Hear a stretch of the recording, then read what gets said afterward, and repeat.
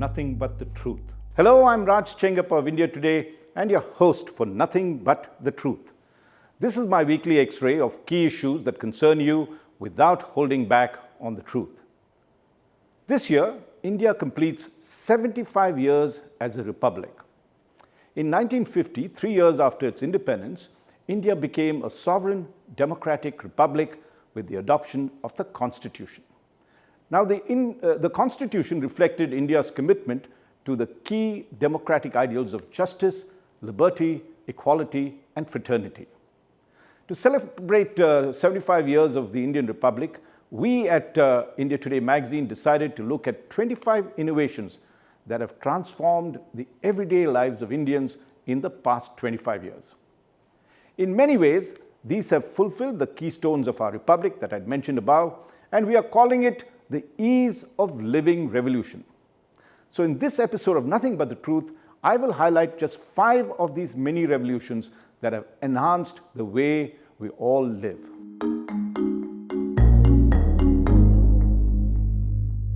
At the outset, let me tell you that we have looked at it only for the past 25 years, and this is a deliberate decision. If we go right back to 1950, we can get a lot more examples, but we decided to look at developments in the new millennium, which spanned several governments that ruled the country. These included the 2 main national alliances, the National Democratic Alliance headed by the BJP and the United Progressive Alliance led by the Congress. So let me first come to the ease of living revolution that I will highlight, the first of the 5 of them, and this is the provision of drinking water through taps in every Indian household. Now, this may seem extremely mundane, but in reality, in 2019, there were just 20% of the 190 million rural households in India that had a tap in their house to get water for their daily needs. Remember that figure, just 20%, or 1 out of 5 houses in rural areas had tap water. In the rest of the 154 million households, the women folk had to get up early every morning, collect all the pots in the house, and make their way to the nearest hand pump or well and wait in the queue to get their share. I'm sure you've all seen these scenes and they still exist, and it was estimated then that women in India lost 150 million work days to collect water for their daily needs. Now, that's not a good situation, but if you look today, that situation stands reversed. 80% of all Indian rural households have access now to tapped drinking water. So how did that happen? Helping bring about that phenomenal change is the Jal Jeevan Mission, or JJM, which was launched in 2019. That was given a massive outlay of rupees 3.6 lakh crore. Now, what the JJM did was leverage technology for transparency and real-time monitoring, and it has been working constantly in the last 6 years, despite COVID, to provide tap connections in every village house that we have. So compared to just 1 in 6 households having a tap water connection in 2019, or 1 in 5, now 3 in 4, or 3/4 of the rural households have tap water coming every day. That's a truly transformative effect of such a mission. And if you look at what the World Health Organization estimates, they said the full coverage of households, which should be just 3-4 years away, could help save 55 million hours daily, and safe drinking water could prevent nearly 400,000 or 4 lakh deaths from diarrheal diseases. So that's the first big mini revolution. Bringing tap water, a simple thing like that, bringing tap water to homes makes such a huge difference, not only to our women folk and the time they spend on collecting water in the past, but also in terms of our health. Now let's look at the second ease of living revolution, and that's in digital payments. I'm sure all of you all are familiar with that, and looks, why are you talking about it? But remember, there was a time that you had to carry lots of money, lots of cash to make your payments, whether to pay your local vegetable vendor, or your grocery store, or at the restaurant, or even to pay your taxi driver or auto driver. All that is the thing of the past. Today, the United Payment Interface, or UPI, which I'm sure most of you all have on your phones, was launched in 2016 by the National Payments Corporation of India, or NCPI, has transformed all our lives when it comes to payment of all our day-to-day needs. All you have to do, and I'm sure all of you are familiar with a simple tap of your phone or the scan of a QR or quick response code, you could make payments to anyone, anywhere, and at any time. Whether it is your milk vendor, your vegetable seller, your newspaper supplier, your grocer, and even your rickshawala, all these payments are connected through UPI, and it is now the world's largest online payment services, surpassing PayPal in the US and China's Alipay. Now, just to give you some numbers, from 920 million UPI transactions when it began in 2016, it has now grown to over 13,000 million or 13 billion payments last year in 2024. India now has 350 million users of UPI and 340 million QR codes at merchant locations.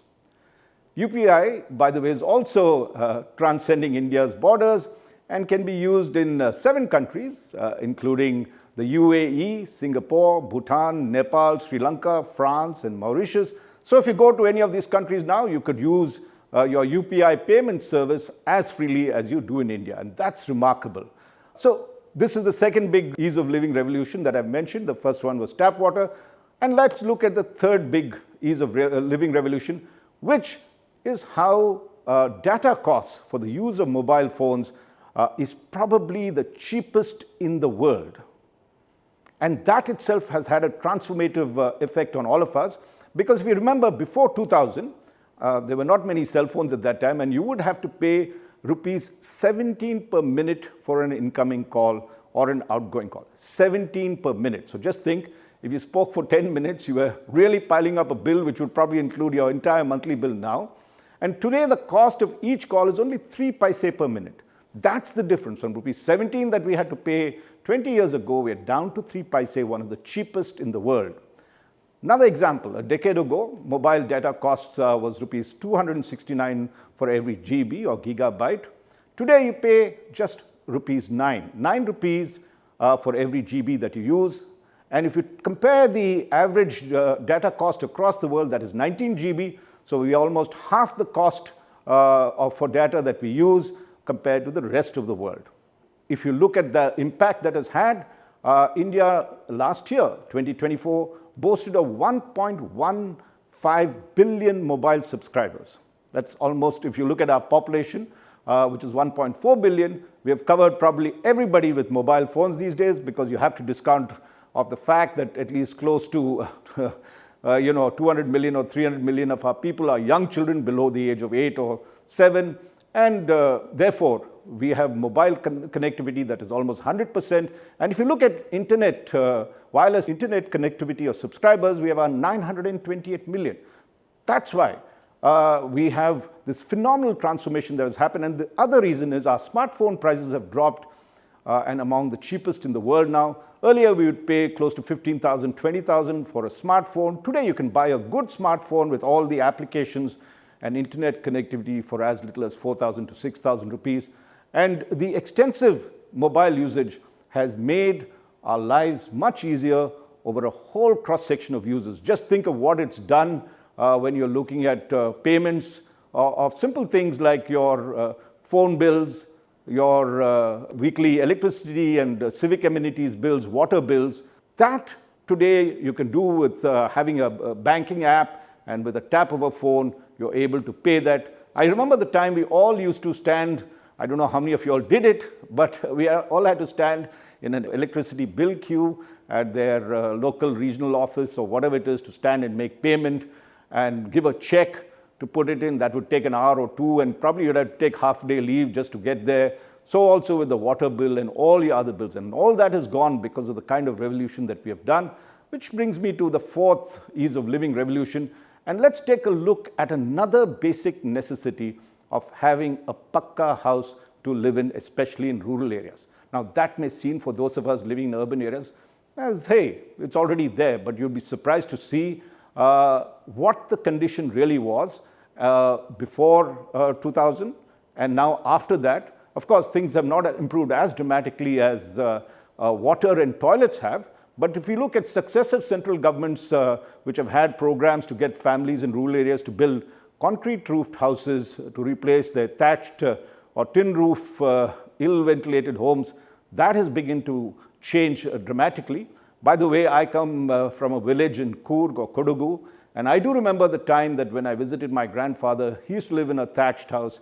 We didn't have toilets in that house, so we had to go out somewhere in the bushes or the fields, and we bathed in the local well.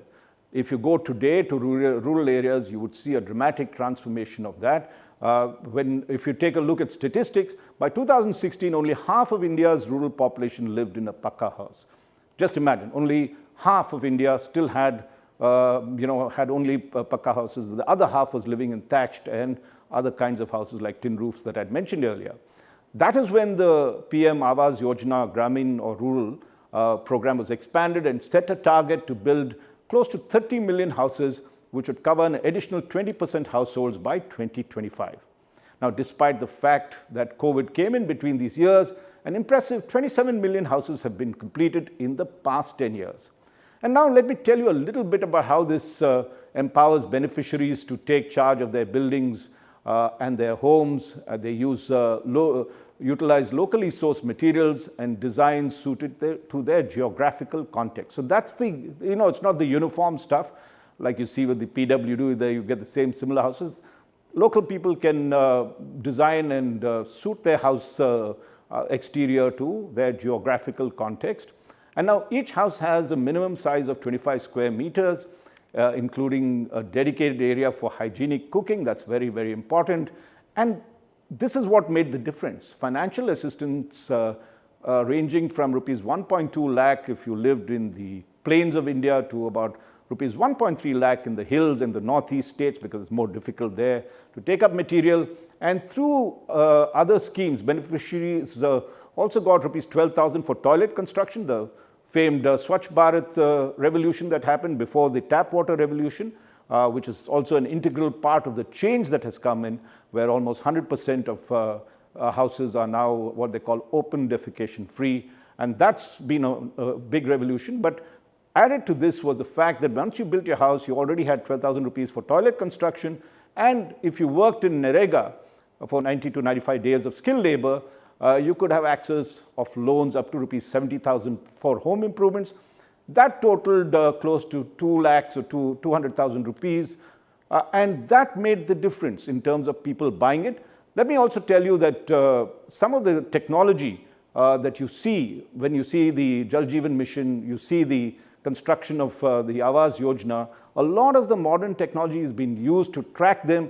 If you get into the JJM or Jal Jeevan Mission software, just do a Google search or whatever search engine you have, and you'd be surprised to see that you can track right up to the village level how many households have drinking water, what is the level of potability or the purity of that water, and every day they can track it from wherever they want to.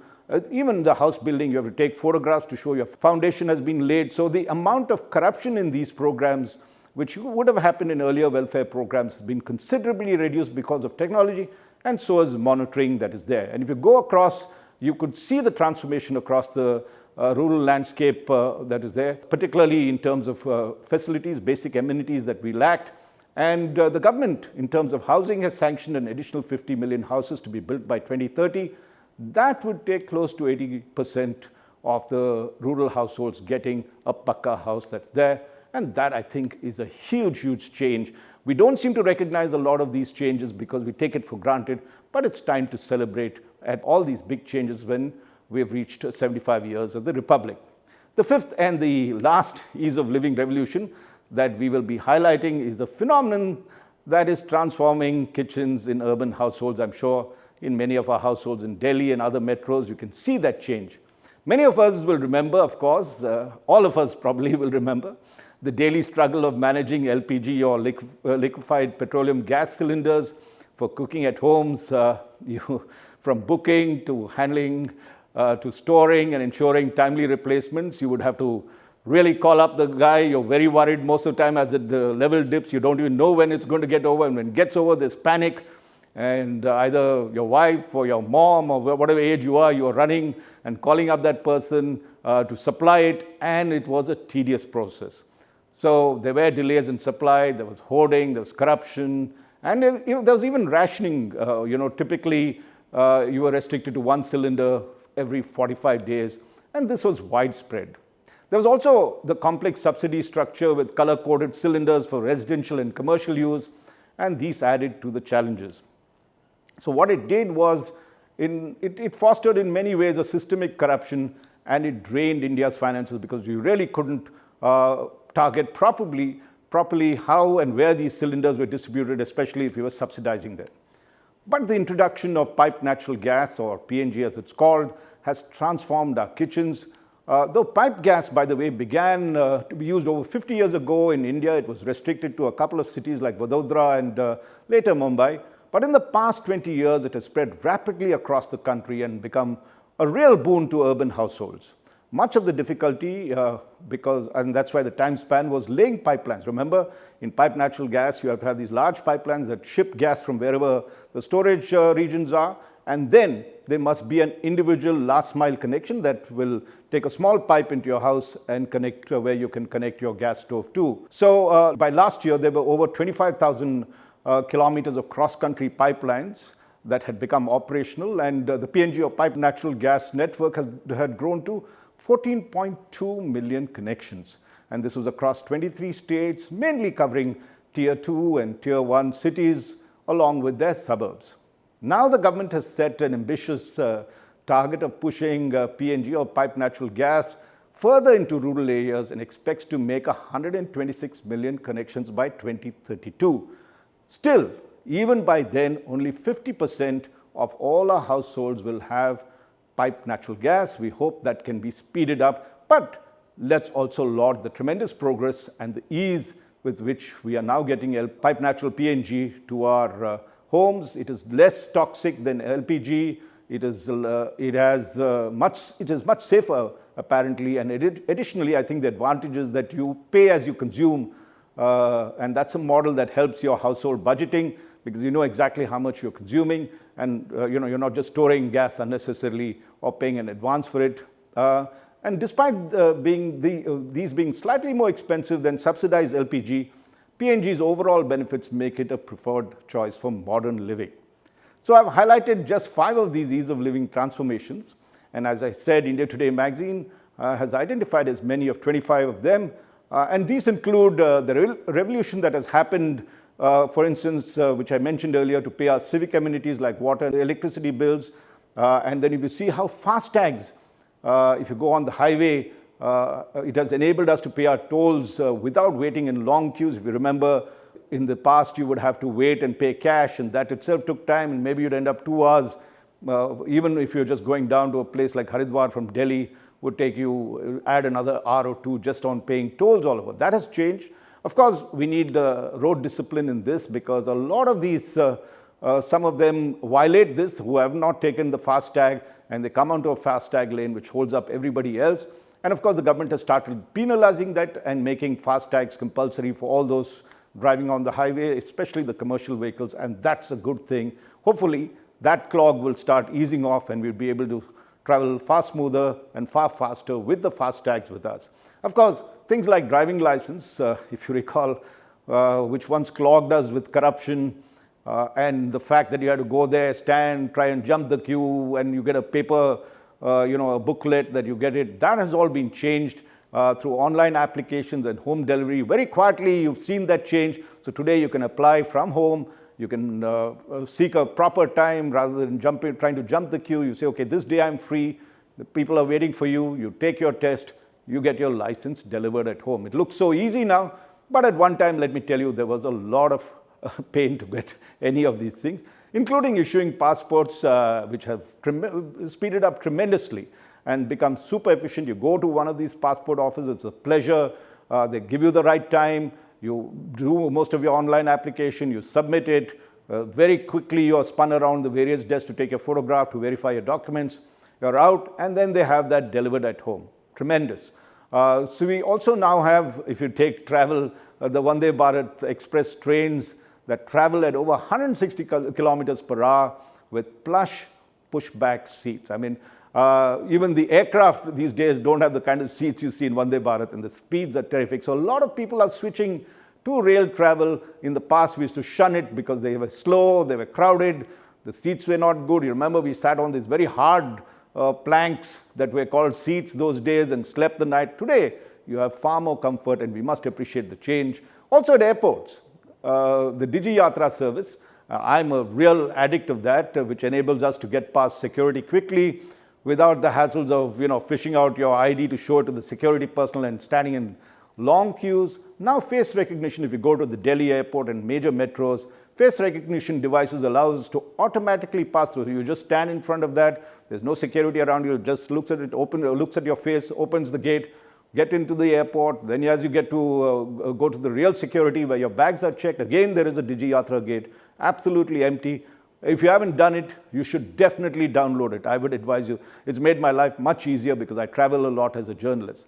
Then take a look at our rural connectivity and mobility, which really has improved with an astonishing 7 lakh kilometers of all-weather roads laid since 2000. Let me tell you, I mentioned to you about my rural beginnings, and I do remember when I went to my grandfather's house, we didn't have a road right up to his house. So we had to walk about 5 kilometers, and this is Kodugu, where the Kaveri River flows. And I remember in monsoons, we really had to dodge all the water flow, and it was a risky business to get to his house. Today, there is a road that leads right up to that point. Of course, he's no more.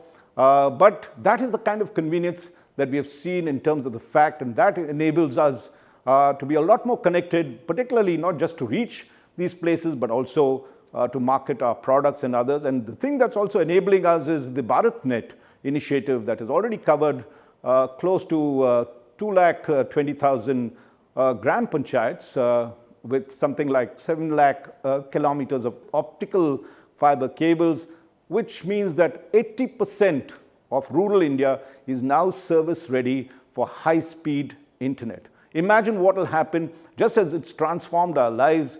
If you're getting high-speed internet in rural areas, the kind of phenomenal transformation that could happen, as we've seen in our own lives in urban India, how it has facilitated ease of living, how you can do things faster, therefore saving time for the more productive work that you think you should be engaged in. And taken together, all this has resulted in enriching the lives of hundreds of millions of Indians. And all these changes tell a story of how life has become easier and more comfortable. There are plenty of other such examples, which I'm sure you have to. I'll just sit down and put down a list, and you'll be quite amazed what the kind of transformation that is happening. Let's be very clear, there are a lot of problems that India still faces. There are a lot of difficulties in many, many areas that are there that need the same kind of revolution that's there. But let us today, in this 75 years of the Indian Republic, celebrate those successes that we have been able to do and look back and say, yeah, there are things that made us much better and much happier on a lot of things. So taking together, as I said, it has made Bharat better and a happier republic. Do read the latest issue of India Today magazine, which has a comprehensive list of these ease of living revolutions that have transformed our everyday lives. Thank you for being with me in this episode of Nothing But the Truth. I look forward to having you with me next week. Nothing but the truth.